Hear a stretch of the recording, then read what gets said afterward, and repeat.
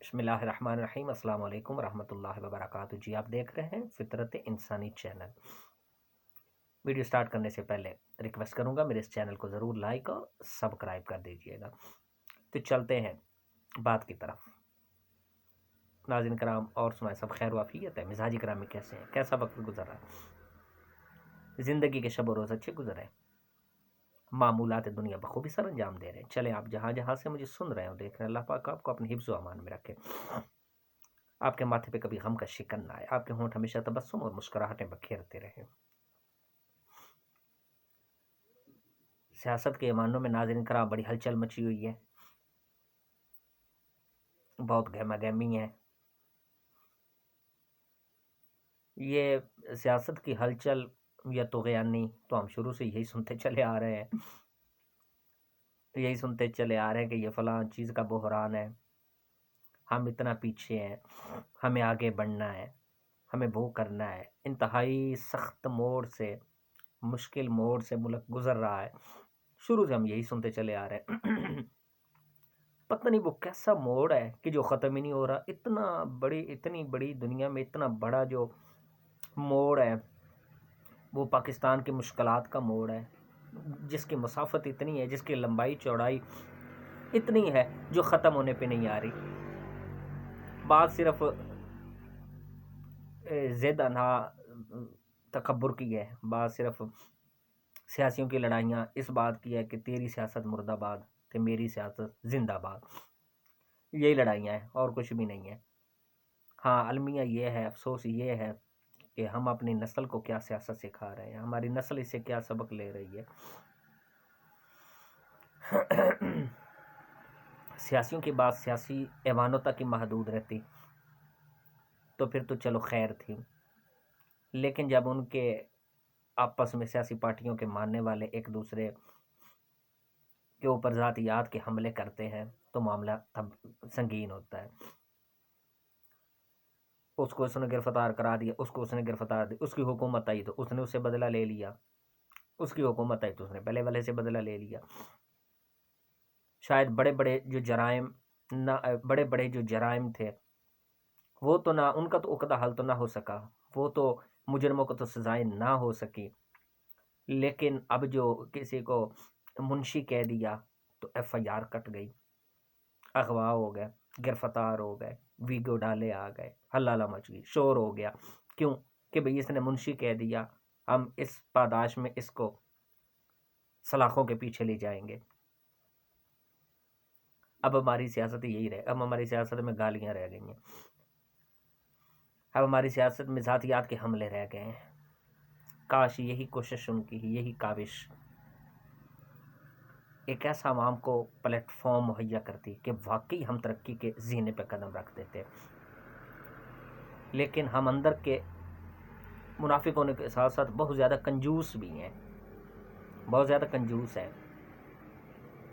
جس کے دل میں کوئی ایک دفعہ کوئی پاور آ جاتی ہے، یا جس کے ظاہری جو اعصاب ہیں وہ پاورفل ہو جاتے ہیں کسی لحاظ سے، تو وہ یہ سمجھتا ہے کہ کاش یہ مجھے تک ہی محدود رہے، میں بلا شرکت غیر اس میں اس کا جو ہے نا متحمل ہو سکوں، اور اس کا مجھے صرف مجھ کو ہی حق حاصل ہو، کوئی اس پہ کوئی میرے حق پہ ڈاکہ ڈالنے کی کوشش نہ کریں۔ اب اس انا میں، اس تکبر میں، اس گھمنڈ میں پچھلیاں جو ہیں، جو عوام ہے یا پچھلے جو لوگ ہیں وہ تباہ و برباد ہو جاتے ہیں۔ ان کی تو سیاسی اختلافات کا کوئی کنارہ ہوتا نہیں ہے، کوئی حد ہوتی نہیں ہے۔ ہم ایک دوسرے کے ساتھ ذاتیات کے حملے کر کے ایک دوسرے عوام جو شدید انحطاط کا شکار ہو جاتی ہے، اختلافات بڑھ جاتے ہیں، پھر دشمنیوں تک نوبت آ جاتی ہے، پھر ہماری انا درمیان میں آ جاتی ہے، پھر ہماری پگڑی جو ہے اس کا ترہ جو ہے وہ نیچے نہیں ہوتا، اس کا شملہ ہمیشہ ہم اپنا اوپر ہی رکھنا چاہتے ہیں، چاہے دوسرا ڈوبے بے شک تباہ ہو، بے شک برباد و فنا ہو جائے، ہم نے اپنی انا سے باز نہیں آنا، ہم نے اپنے تکبر سے باز نہیں آنا۔ اور کوئی ان کی لڑائی نہیں ہے، صرف انا کا مسئلہ ہے۔ فلانے کو گرفتار، فلانے کو گرفتار، اب وہ گرفتار ہو رہا ہے، اب اس کا ریمانڈ اب عدالت کے جو احکامات کے پرخچے اڑائے جا رہے ہیں. خدا کے لیے آپ کی یہ لڑائیاں، یہ ناپید کنارہ، اس کا کوئی کنارہ نہیں ہے. تو کاش ان کے لیے ایک لمحے کے لیے یہ سوچ لیں کہ جو لائنوں میں آٹا لے رہے ہیں اور آٹا لینے کی کوشش میں وہ مر بھی رہے ہیں، جاں بھاگ بھی ہو رہے ہیں، لوگ خودکشیاں کر رہے ہیں. کون سمجھانے والا ہے؟ کون بتانے والا ہے؟ سب غصے سے ایک دوسرے کے اوپر بفرے ہوئے ہیں. کوئی گتھی سلجھنے پہ نہیں آ رہی، کوئی عقدہ حل نہیں ہو رہا. خدا کے لیے اپنی انا کو دور کر دیں. آپ کے غرور و تکبر کا قد کاٹ جو آپ اتنا بلند سمجھتے حالانکہ زیرو ہے، اسے جو ہے نا آپ عاجزین کساری کی سطح پہ لے آئیں. لوگ سمجھتے ہیں دوسرے ممالک کی جو عوام ہوتی ہے، جو عوام ہے نا، میں سمجھتا ہوں میری ناقص سوچ کے مطابق عوام جو ہے، جو حکومتیں ہیں وہ سیانی ہیں، عوام بھولی بھالی ہے. میں غلط بھی ہو سکتا ہوں، لیکن اب ہماری عوام بڑی سیانی ہو چکی ہے، ان میں کچھ زیرو بھی میچورٹی نہیں ہے. ہم پہ وہ حکومت کر رہے ہیں کہ جو لوگوں کو کھینچ کے اپنی عزت بنانے کے لیے کہتے ہیں کہ میرے ساتھ سیلفی لو. تو ایسے ڈرامے رچاتے ہیں کہ جو باہر جاتے ہیں تو دوسرے جو بڑے ہیں صاحب اقتدار ان کو کھینچتے ہیں اپنی طرف سلام لینے کے لیے. یہ ہمارا حشر ہو چکا ہے. یہ جو ہے نا ہمارا تشخص دوسری دنیا کے سامنے جا رہا ہے. ٹک ٹاک پہ میں نے ایک ویڈیو دیکھی کہ ایک آدمی کہہ رہا تھا کہ وہ آٹے کی لینوں میں لگے ہوئے، ان پہ تبصرہ ہندو کر رہا تھا کہ میں خوش تو نہیں ہو رہا، لیکن یہ اللہ کی پکڑ ہے، اللہ کا عذاب ہے بنگلہ دیش اور بنگلہ دیش کی صورت میں، بنگلہ دیش کے حوالے سے. خدا کے لیے میں التماس کروں گا، آپ کی آپس کی لڑائیوں میں عوام کا کیا بن رہا ہے؟ ظلم کی چکی میں، بے روزگاری کی چکی میں جو شروع سے پستے چلے آ رہے ہیں. آپ اپنا ایک پلیٹ فارم کیوں نہیں بناتے؟ ایک دوسرے کی غلطیاں تسلیم کیوں نہیں کرتے؟ ایک دوسرے کو آپ اوپر کیوں نہیں لاتے؟ آپ یہی سوچ لیں کہ آپ نے عوام کے لیے کرنا ہے. ایک دن بھی آپ نے یہ نہیں سوچا کہ عوام کے لیے کرنا ہے. کیونکہ جب انسان کی ہمدردانہ سوچیں ہوتی ہیں، جب نیک خیالات ہوتے ہیں، پاکیزہ خیالات سوچیں ہوتی ہیں،